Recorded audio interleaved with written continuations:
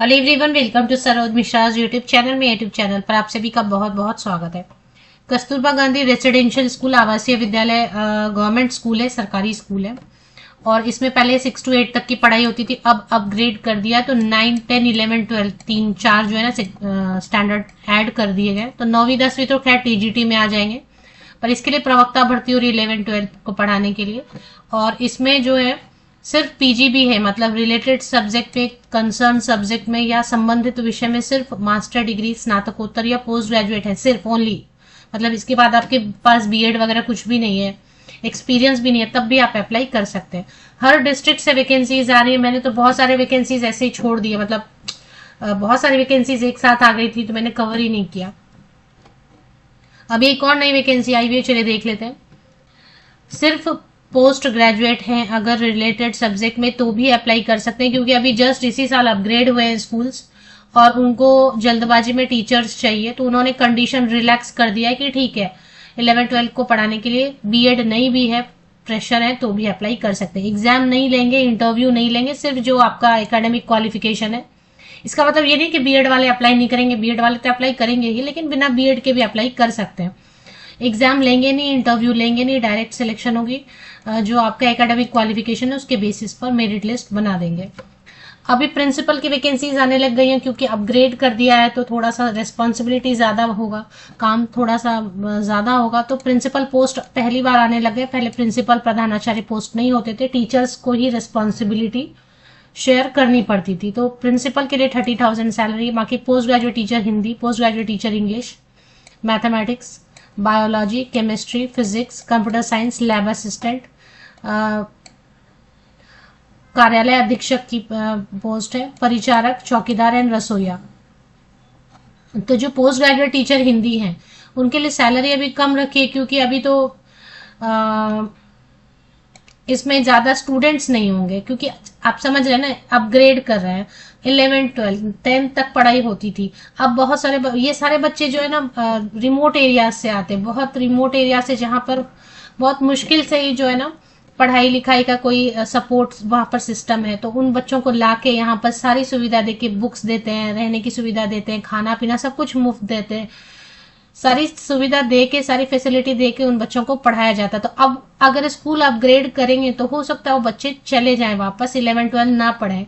और अपग्रेड भी किया है तो कैसा किया, आप देख रहे हैं साइंस सब्जेक्ट है, हिंदी इंग्लिश है। तो साइंस सब्जेक्ट से बहुत सारे बच्चे जो है ना कंफर्टेबल भी नहीं होते, इसलिए बच्चे होंगे नहीं, मतलब 2, 4, 5 होंगे, तो 2, 4, 5 बच्चों को पढ़ाने के लिए इसलिए सैलरी कम रखी है, प्रेशर नहीं होगा मतलब। तो जैसा मैंने बताया कि बहुत सारी वैकेंसीज एक साथ आ गई थी और मैंने उनको कवर नहीं किया, क्योंकि मुझे लगता है कि कैंडिडेट बहुत ज्यादा इंटरेस्ट नहीं ले रहे हैं, क्योंकि इसमें फीमेल कैंडिडेट ही सिर्फ अप्लाई कर पाते हैं, इसलिए बहुत सारे कैंडिडेट इंटरेस्ट है। तो मेरे पास बहुत सारे थे और मैंने उनको वीडियोस बना के अपलोड नहीं किया। बट अभी जालौन से आई हुई है नई वैकेंसीज, जालौन ये सब यूपी से आ रहे हैं, उत्तर प्रदेश से। फिलहाल उत्तर प्रदेश में ही उच्चीकृत किया, अपग्रेड किया है। तो 14 फरवरी 2025 तक शाम कहां पर एडवर्टीजमेंट मिलेगा, कहां पर आपको एप्लीकेशन फॉर्म मिलेगा, ये सब मैं आपको वीडियो में ही बता देती हूँ।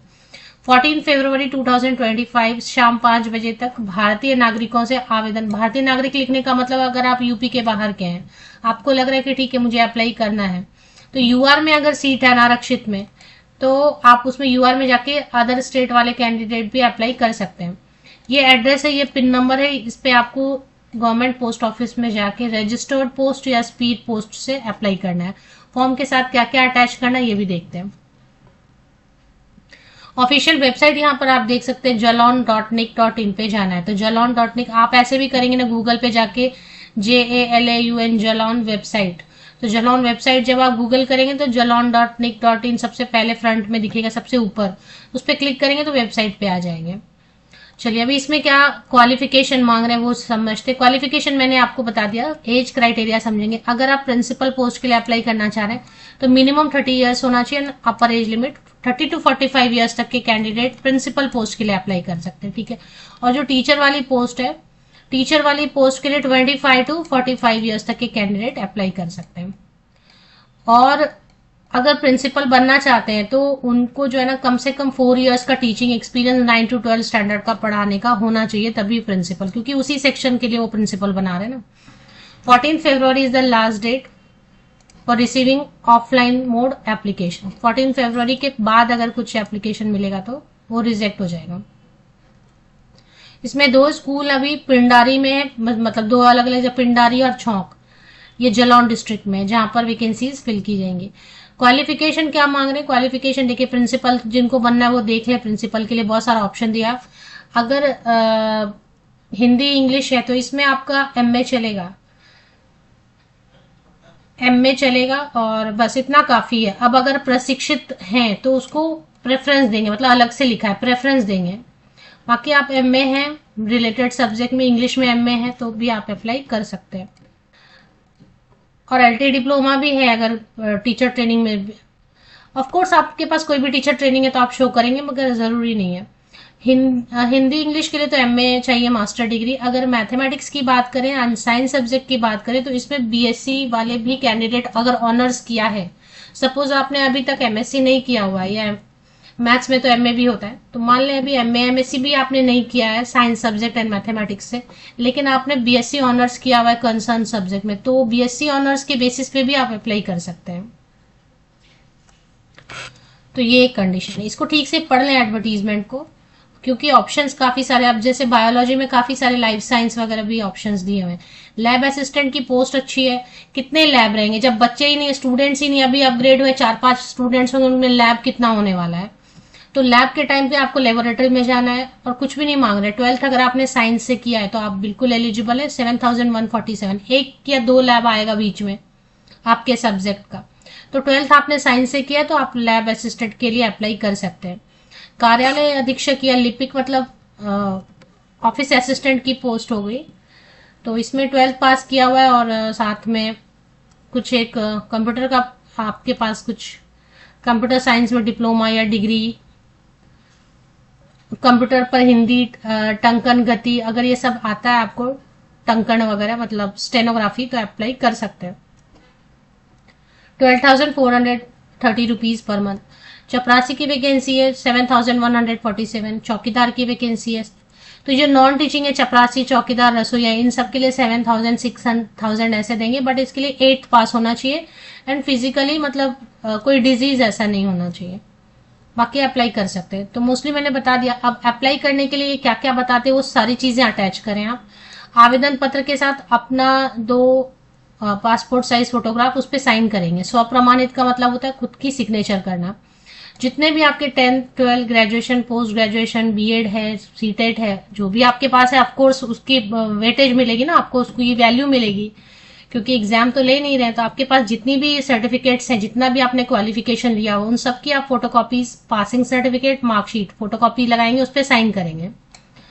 अगर सामान्य में आप अप्लाई कर रहे हैं जनरल कैटेगरी में, तो निवास प्रमाण पत्र की जरूरत है निवास प्रमाण पत्र तो ठीक है ना, नहीं है, और जनरल में अप्लाई करना है तो रेसिडेंशियल डोमिसाइल की जरूरत नहीं है।